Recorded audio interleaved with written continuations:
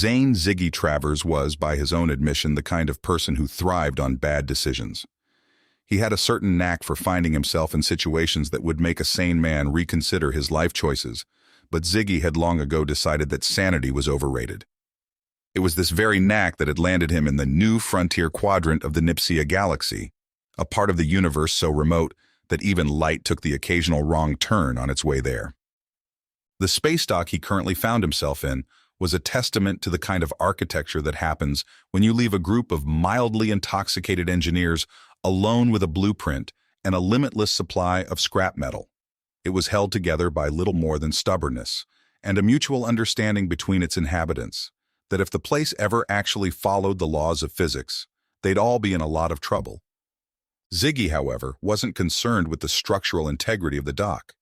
He was concerned with the drink in his hand, which was doing a passable impression of something that might once have been whiskey, and the fact that the bar he was in had the kind of ambiance that made a person feel like they were being slowly digested by a particularly grumpy sarlacc.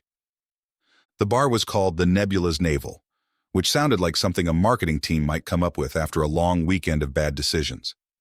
It was dimly lit, filled with the sort of smoke that didn't come from any known plant, and populated by a crowd that looked like they were one bad day away from starting a minor intergalactic incident.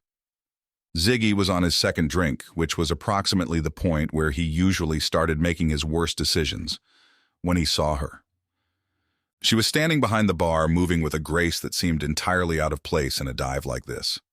Her skin was a deep shade of violet, the kind of color that made the rest of the world seem drab and uninspired by comparison.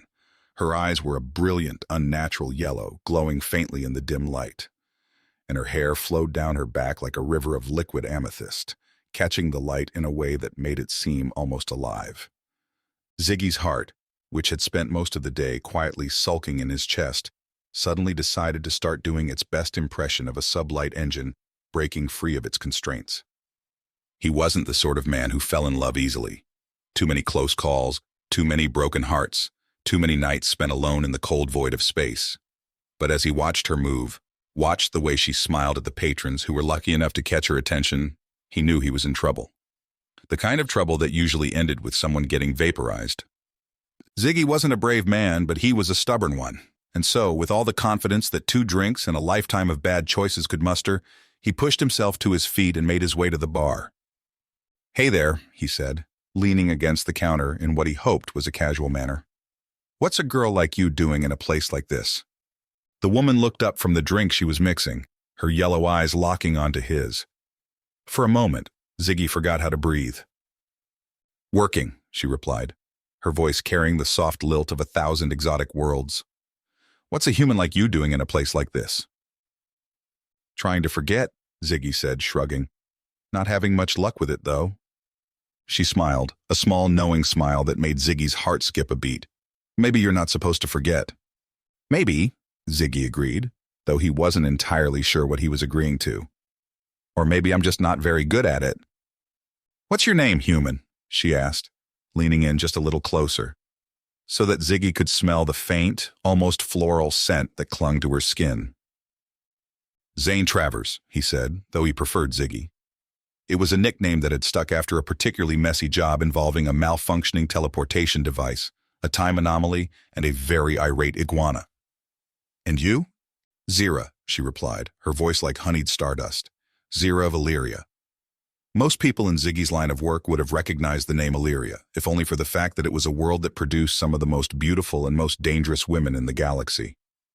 But Ziggy was not most people, and at that moment, he couldn't have cared less where she was from. All he knew was that he was hopelessly, irrevocably in love. The kind of love that usually gets you in a lot of trouble, but well worth it for the right one. Zira's smile was the kind that made Ziggy forget what he was supposed to be doing, which at that moment was drinking his 3rd round of something that might have once been whiskey. But that smile, those glowing yellow eyes, and the way her voice seemed to wrap around his thoughts like a warm blanket on a cold night, it all made him feel like maybe, just maybe, he'd stumbled into something good for once. "So, Zira of Illyria," Ziggy said, trying to keep his voice steady despite the fact his heart was still doing its best to break free of his ribcage. "What brings you to a place like this? Not exactly the sort of spot you'd expect to find someone like you. Zira's smile faltered just the tiniest bit, and for a moment, her eyes seemed to darken, the glow fading ever so slightly. It was a subtle change, one that Ziggy might have missed if he wasn't so entirely captivated by her.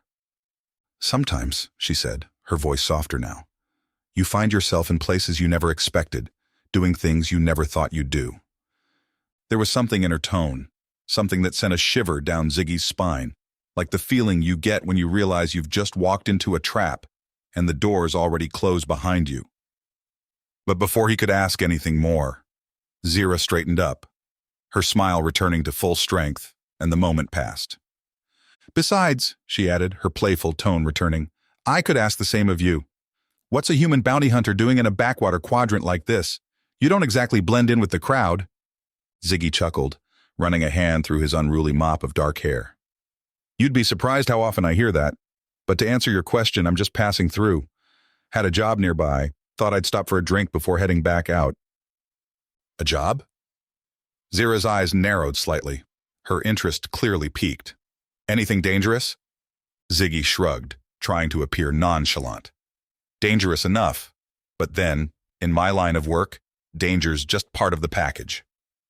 Zira's smile widened, and she leaned in a little closer. Maybe you'll tell me about it sometime. Ziggy wasn't sure if it was the drink, the way she looked at him, or just the fact that he was a hopeless romantic at heart. But he found himself nodding, a grin spreading across his face. Yeah, maybe I will. They talked for a while longer, the conversation flowing easily, as if they'd known each other for years instead of minutes. Ziggy found himself telling her stories of his past jobs. Well, the ones that didn't end in total disaster, at least. And Zira listened with genuine interest, occasionally laughing at his more absurd tales. But as the night wore on and the bar began to empty out, Ziggy couldn't shake the feeling that there was something more to Zira, something she wasn't telling him. It was in the way she occasionally glanced at the entrance, as if expecting someone to walk in, and the way her smile would sometimes slip, only to be quickly replaced by a forced cheerfulness. Despite his better judgment, Ziggy was falling hard. He knew it was a bad idea. He'd been down this road before, and it never ended well. But there was something about Zira that made him want to take the risk, to dive headfirst into whatever mess he was sure was waiting for him. Eventually, the bar was empty except for the two of them and the bartender, who was busy cleaning up and pretending not to eavesdrop on their conversation. Ziggy knew he should probably call it a night, but he couldn't bring himself to leave. Not yet. So, Zira said, breaking the comfortable silence that had settled between them. Where are you headed next, Ziggy Travers? Ziggy blinked, surprised she'd remembered the name he preferred. Not sure yet. Figured I'd just let the stars guide me, see where I end up. Zira's eyes softened, and for a moment, Ziggy thought he saw a flicker of sadness in them. That sounds nice, she said quietly. Freedom. Going wherever you want, whenever you want. It has its perks, Ziggy admitted, but it can get lonely too. Always on the move, never staying in one place long enough to really make a connection. Zira nodded, her expression distant. I know what you mean. Before Ziggy could ask what she meant by that, the bar's door swung open with a loud creak. The moment the door swung open, the temperature in the bar seemed to drop a few degrees. The figures that entered weren't the usual riff-raff of the new frontier quadrant. They were something far worse. Ziggy recognized their armor immediately. Dark, sleek, and adorned with the crimson insignia of the Nexus Syndicate. It was the kind of armor that made most folks decide to leave a room quietly and quickly, preferably through an exit that wouldn't take them past the people wearing it. There were 4 of them, each one as menacing as the last. Their faces were obscured by the reflective visors of their helmets, but Ziggy could feel their eyes sweeping over the room, assessing, calculating, and finding everyone present to be insignificant. Everyone except for Zira. Zira, who had gone unnaturally still the moment they entered the bar. Her glowing yellow eyes had dimmed, and the color seemed to drain from her face. Ziggy could feel the tension radiating off her, and it took everything in him not to reach out and take her hand, though he wasn't sure if it was for her comfort or his. The leader of the group, a hulking brute with a jagged scar across the side of his helmet, stepped forward, his heavy boots echoing ominously in the now silent bar. He stopped a few feet from the bar, his visor tilted slightly as he looked directly at Zira. "Zira," he said, his voice a low, mechanical growl that made Ziggy's skin crawl. "You've been hard to find." Zira swallowed hard, her voice trembling slightly as she responded, "I'm just doing my job, Kor, nothing more." Kor, if that was his name, tilted his head slightly, as if considering her words. Then he reached up and removed his helmet, revealing a face that was even more intimidating without the visor. His skin was a deep mottled green, and his eyes were a cold, unfeeling black. His expression was one of barely restrained violence, the kind of look that made it clear he wasn't here for a friendly chat. "Your job," Kor repeated, his voice dripping with contempt. "Your job is to be where the boss tells you to be. And right now you're not where you're supposed to be." Ziggy could feel the situation slipping out of control. He didn't know the full story, didn't know why Zira was so afraid of these aliens, or why they seemed to think she belonged to them. But he knew enough to realize that things were about to get very bad, very quickly. "Hey," Ziggy said, stepping forward and placing himself between Zira and Kor before he could fully think through the consequences of his actions. "Why don't we all just calm down and talk this out? No need to make a scene." Kor's cold eyes flicked to Ziggy, and for a moment there was a flicker of amusement in them, as if the idea of a mere human standing up to him was so absurd it almost warranted a laugh. "Who's this?" Kor asked, his voice heavy with disdain. "Your new pet?" Ziggy's fist clenched at the insult, but he forced himself to remain calm. He'd been in enough tight spots to know that losing his temper wouldn't help anyone, especially not Zira. "I'm just a concerned bystander," Ziggy said, keeping his voice steady. "No need to get rough with the lady, all right? Let's all just take a step back and talk this out." Kor's gaze shifted back to Zira, and the amusement vanished from his expression, replaced by cold, hard anger. "The boss isn't pleased, Zira. You weren't supposed to be out of his sight, and yet here you are playing bartender in some backwater dive. You know what happens when the boss isn't pleased." Zira's breath hitched, and Ziggy could see the fear in her eyes. Real, palpable fear that made his stomach twist into knots. This wasn't just a case of someone skipping out on a job. This was something much worse. "I needed time," Zira said, her voice barely above a whisper. "I just needed a little more time." Kor took a step closer, looming over Zira with a predatory gleam in his eyes. "Time isn't something you're entitled to, Zira. The boss has been patient, but his patience only goes so far. You know what you agreed to." Zira's hands were trembling now, and Ziggy could see the desperation in her eyes. She was trapped, caught between whatever deal she'd made with these people and whatever she was running from, and for reasons he couldn't fully understand, Ziggy couldn't just stand by and watch it happen. Ziggy's hand trembled slightly as he drew the rare phase sidearm from its holster, the smooth metal glinting ominously under the dim lights of the spacebar. The alien thugs, hulking creatures with scales and multiple eyes, recoiled in visible shock.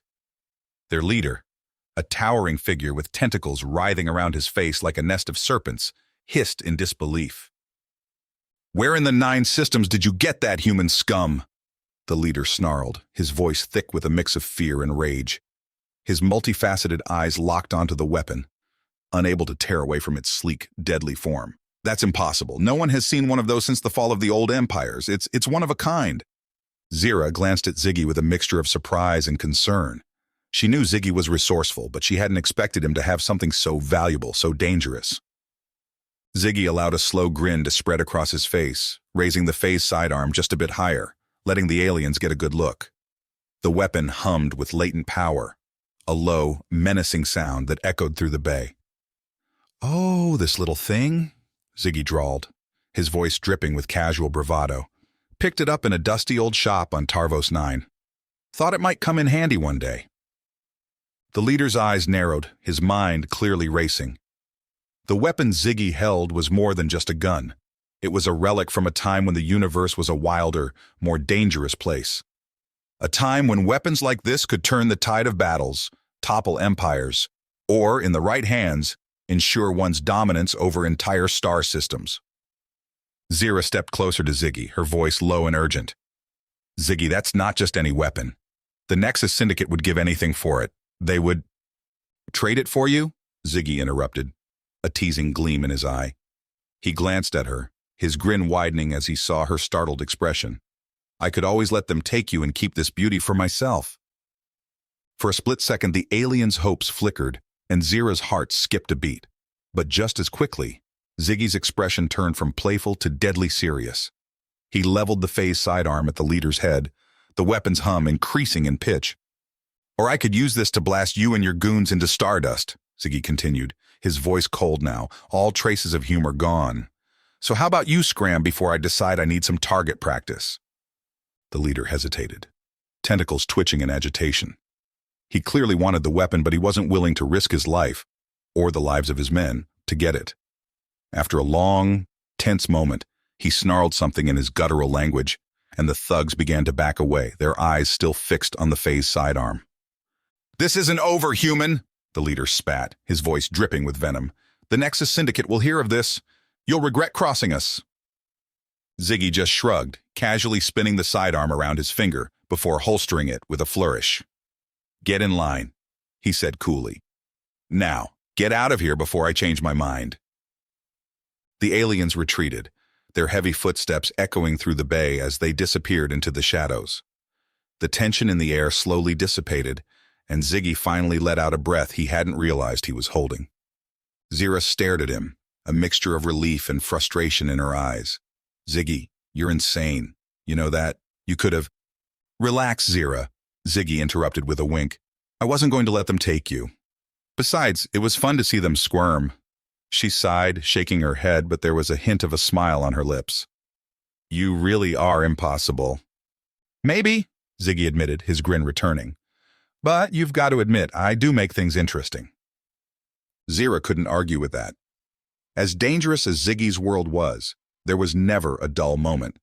And as long as he had that phase sidearm and the guts to use it, there was a chance they might just survive whatever the universe threw at them next. But as they walked away from the bar, Zira couldn't shake the feeling that this was only the beginning. The Nexus Syndicate wouldn't forget this, and neither would the countless others who would kill to get their hands on that weapon. The stakes were higher now, and the dangers greater. But as long as Ziggy was by her side, she knew they'd face it all together. Ziggy caught her look and smirked. What? Worried about a little attention? Zira rolled her eyes, though the corner of her mouth twitched upwards. Let's just say I hope you're ready for what's coming. Always am, Ziggy replied, his hand resting casually on the hilt of the sidearm. Always am, looking over his shoulder for anyone making moves in the shadows.